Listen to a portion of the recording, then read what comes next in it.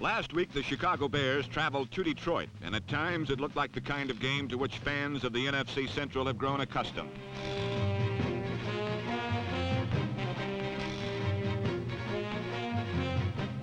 This prototype Chicago touchdown was nullified by a penalty, and the Bears had to rely on more conventional, uncentral types of scoring. And they were quite successful, too, as Don Scheid demonstrated on the game's first real touchdown.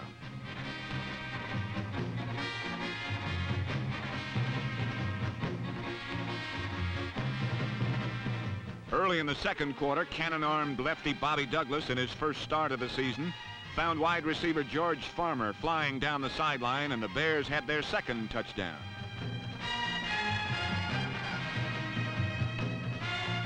Quarterback Douglas had spent a week living with head coach Jim Dooley, and their strategy was working to perfection. But then the league's leading kickoff returner, Ron Jesse, put Detroit right back in the game with his second kickoff return touchdown of the season. This one for 102 yards.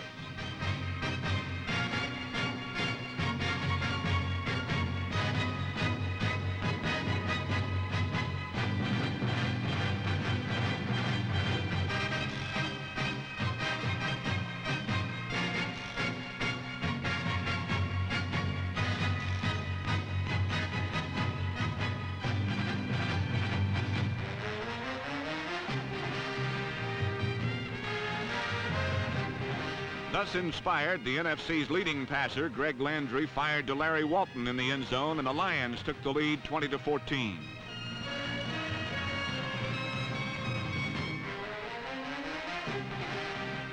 Before halftime, Bobby Douglas scrambled around long enough to cannonade a similar strike to tight end Bob Wallace, and the Bears led after a wild first half, 21-20.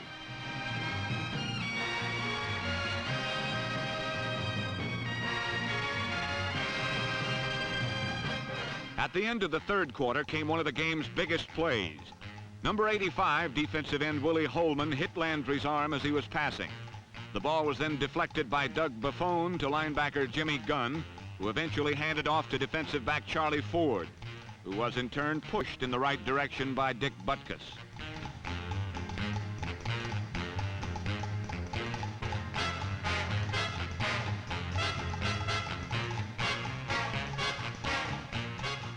In the fourth quarter, the Bears again moved the ball effectively.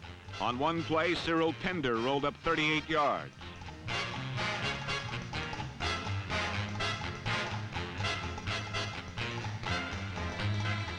To add to his two passing scores, Bobby Douglas knifed over, and the Bears led 28-23. To secure the upset, 3 times in the fourth quarter, Chicago halted Greg Landry, Charlie Sanders and company when the Lions were driving.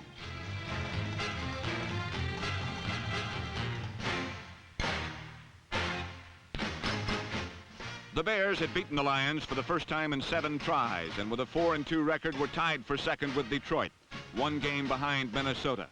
The Lions had lost their 4-game winning streak and their share of first place.